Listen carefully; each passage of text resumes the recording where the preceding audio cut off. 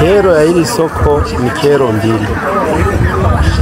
Kero ya kwanza ni kwamba ushuru ni kweli tunatoa, lakini usafi, wateja karibu wengine hata nyoka wao karibu wanawakimbiza, wanataka kuliwa na nyoka kwenye maeneo wanakouzia, yaani kwenye uchafu. Mimi nafikiri hili soko linashika namba ya kwanza kiwilaya.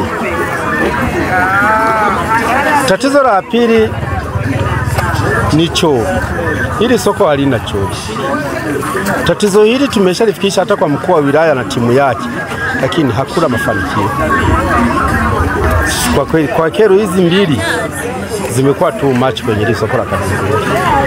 Sasa sijui, kwa kweli tunaomba halmashauri hili iliangalie, ili itusaidie.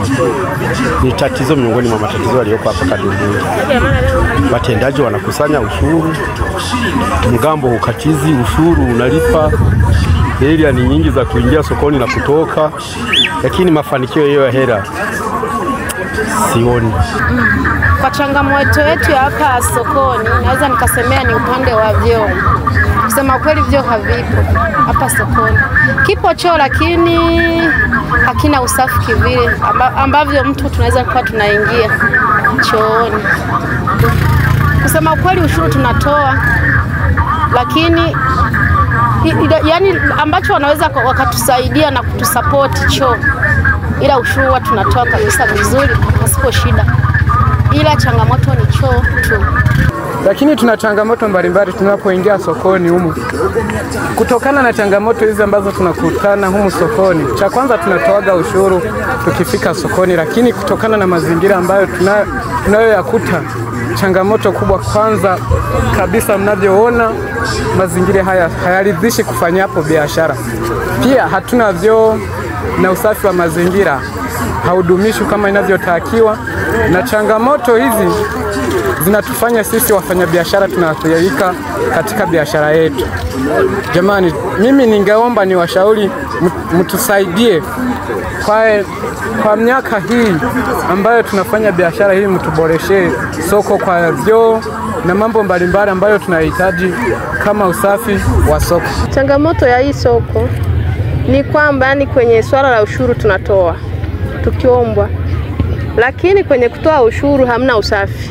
Na kuna wakati kabisa unakuja unaokota mauchafu hapa, yani kama aibu tu unaokota, lakini ukijiuliza swala la usafi ni tofauti na masoko mengine. Unakuta uchafu ni mwingi, vyoo hamna, unakosa hata pa kujisaidia.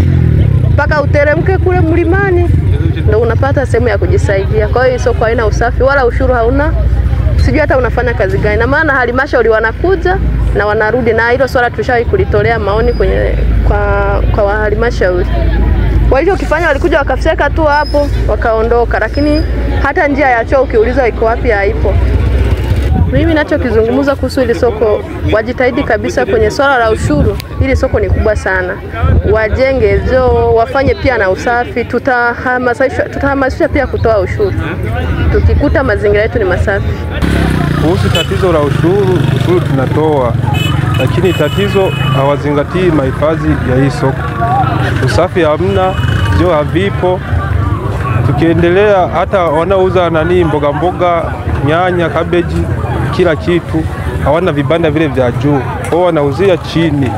Kwa mvua ikinyesha unakuta bidhaa zimechafuka.